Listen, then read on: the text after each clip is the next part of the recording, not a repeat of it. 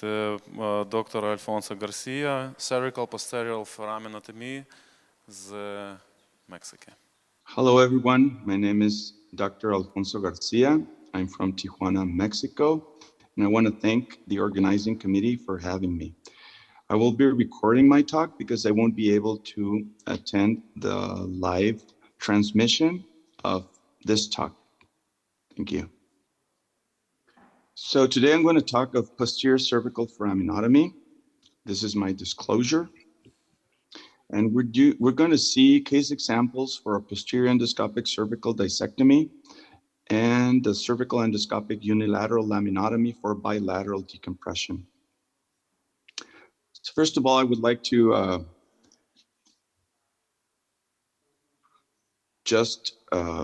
make some comments on anatomical considerations for the posterior cervical approach. This is an excellent paper that describes the surgical critical width that we need to take into account to make a successful cervical posterior decompression. So what we need to know is that the most lateral aspect of the thecal sac varies between the different age groups and the distance between the lateral aspect of the thecal sac and the V point. So if we have some space between the V point and the lateral aspect of the thecal sac, then we say that the surgical critical width has a positive value. Whenever the lateral aspect of the thecal sac is more lateral to the V point, that means the V point is medial to that lateral aspect, we say we have a negative value surgical critical width. And the other thing that we need to keep in mind is that different age groups have different surgical critical width values. In the lower levels, for older patients, which are the most patients that get treated surgically, we need to remember that we need to decompress a little bit more of bone in order to fully show the most lateral aspect of the thecal sac. That means we're going to be working on a negative value, surgical critical width, and in younger patients, we mostly are going to be working on a positive value for a surgical critical width. And this is what I mean. The lateral aspect of the thecal sac and the V point. The V point is lateral to that thecal sac.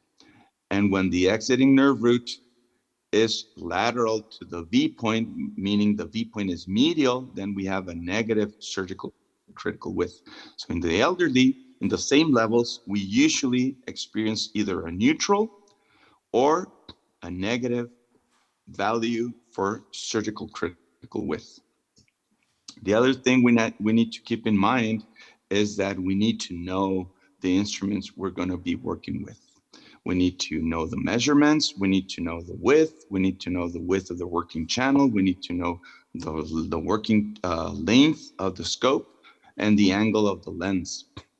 Personally, I prefer this scope right here, which is the smallest scope width with the largest ratio for a working channel. That means you're getting a 7.3 scope with a fairly large working channel, 4.7.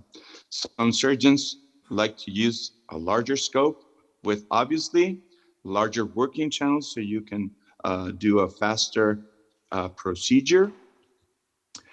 And lastly, my OR distribution, my OR setup is I always like to keep the C-arm at the index level, the surgical monitor to my right. It doesn't matter if I approach the patient from the left or the right. I like to keep my monitor, my video monitor towards my right, and the fluoro monitor towards the feet of the patient. I mark the level. Usually I use needles, 18-gauge needles, and I take an AP and lateral view to confirm fully confirm, and then start my anchoring needle. I do not use the needle anymore, but in my first cases, I did used to use the needle, and then I would pass a guide wire, and then I would make the skin incision, and then sequential dilation. Now I skip the needle part. I just do my incision wherever I mark, and then I fully start with the sequential dilation. Now, what to do, a transverse incision or a longitudinal incision? Well, if I'm doing just a single level or bilateral decompression, I prefer a transverse incision.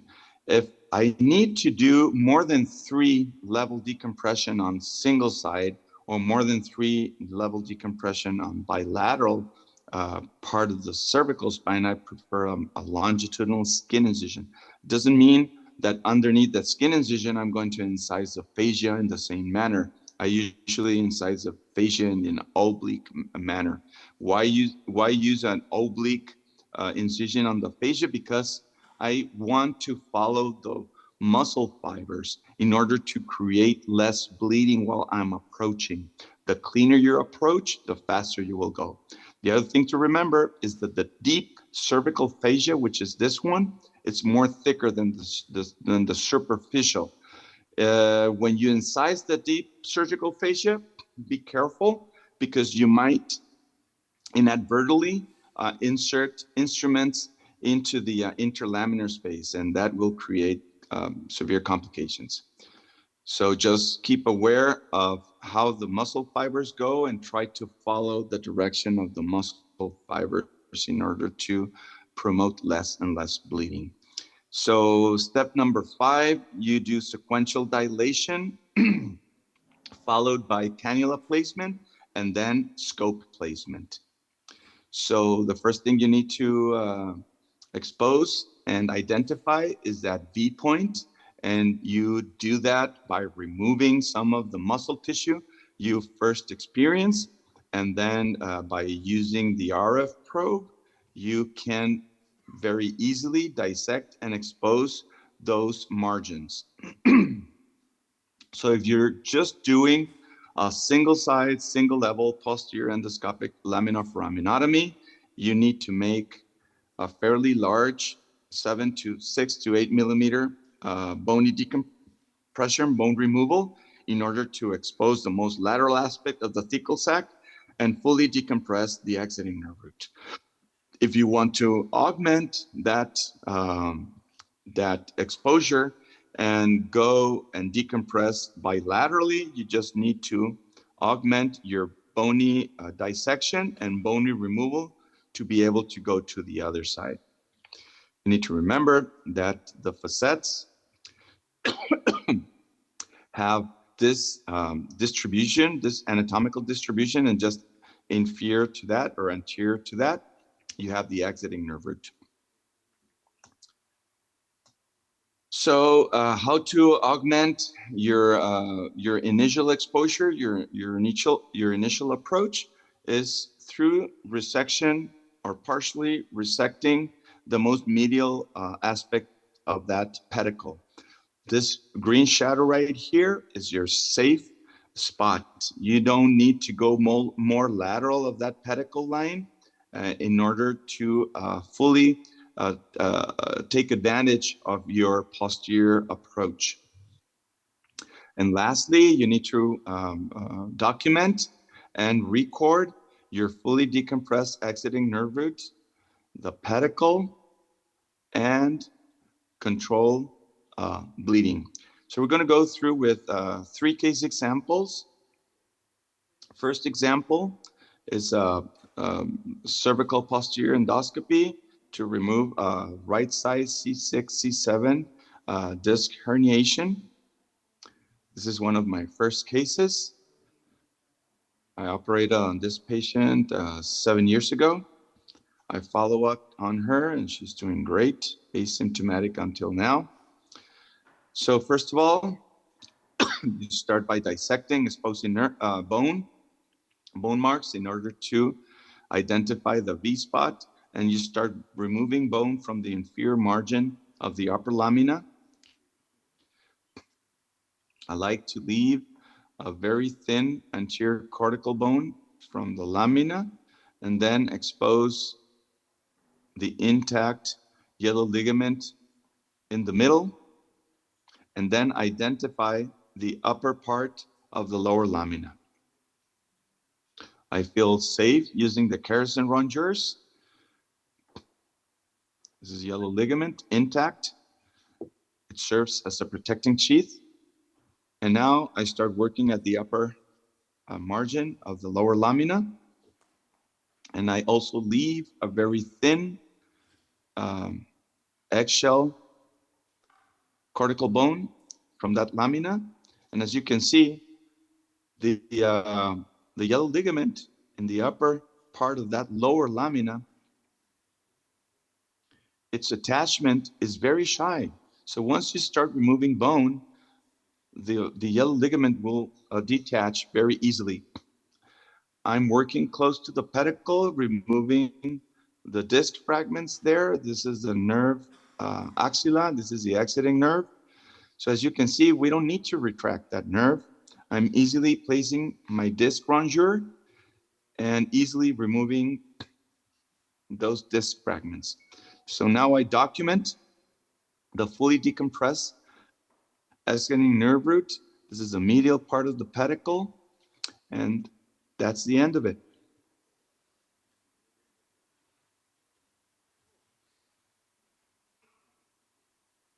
Disc fragments, all 1 cc, and post-op with a small drain. Post-op images, fully decompressed. Nerve root. Took me 2 hours. General anesthesia, less than 50 cc of bleeding, and no complications. So let's move over to the next case. It's a case of OPLL and cervical myelopathy. So I'm going to be decompressing C3, C4, C4, C5. I'm going to be starting on the left side, and we're going to be doing a full endoscopic bilateral decompression with a single side, single incision. So it's a very straightforward case.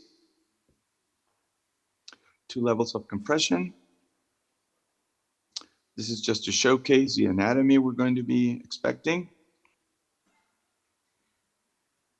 And first step after introducing the scope is to expose the bony limits that will help us identify the V point. And the thing that I'm going to be doing differently here is that I will start immediately by dissecting over the midline. This is the midline. You can see the cleavage of the yellow ligament right there. So I'm going over and exposing that bone. So I'll be removing the lower part of C3 lamina, exposing the yellow ligament in the middle, right there. And initially, I will just go over the top and go to the other side. Just follow the inferior rim of the upper lamina, leave eggshell cortical bone of the lamina, working on the upper lamina of the lower level, and just keep removing bone while keeping the yellow ligament intact. There, I'm over the top. I'm on the contralateral side. Now I'll be working on the upper level, on the upper rim of the lower lamina. And as you can see, immediately the yellow ligament is detaching very easily. Use a nerve hook to remove almost and block the yellow ligament. Just a small piece there. And that's the end of it. First level, done. Fully decompress from left to right, documenting the endpoint, and doing a sliding technique on top of C4 lamina, there, C4, sliding to the lower level, and then just repeat. So what do we repeat? Exposing the bone, going over the top to the other side, do bony dissection, use RF to control bleeding, and then bony work. So for bony work, exactly the same. You start working at the lower part of the upper lamina, leave yellow ligament intact, decompress the upper part of the lower lamina. In this case, I wasn't so lucky in removing the yellow ligament en bloc, but I removed it piecemeal.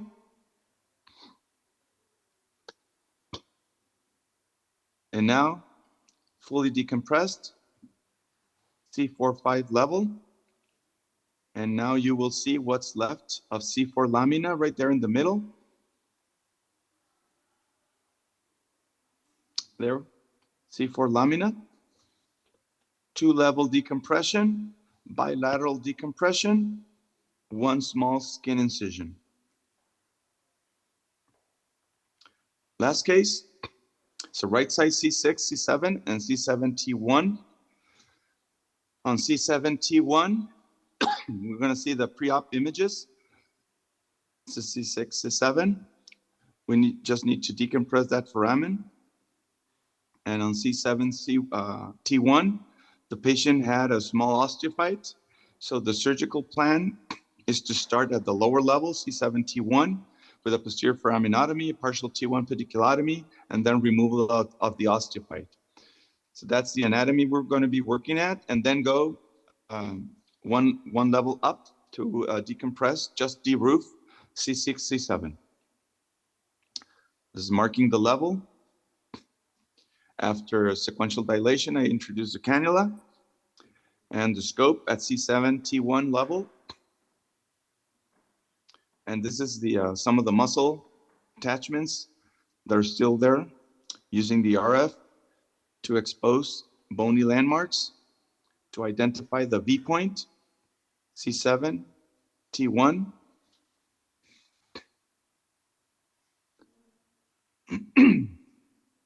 I'm going to be working at the lower rim of C7, upper rim of T1, leaving firstly the yellow ligament intact in the middle to use as a protecting sheath. Fully decompress C7. Now we're going to work on T1. Leave a thin eggshell cortical bone to safely remove with direct vision using the Kerrison rongeur. And then this protected side cutting burr. This is the exiting nerve root. I'm exposing the osteophyte. As you can see, by removing part of the pedicle, the osteophyte exposes very well. So now I can work on removing that osteophyte with this protected cutting burr.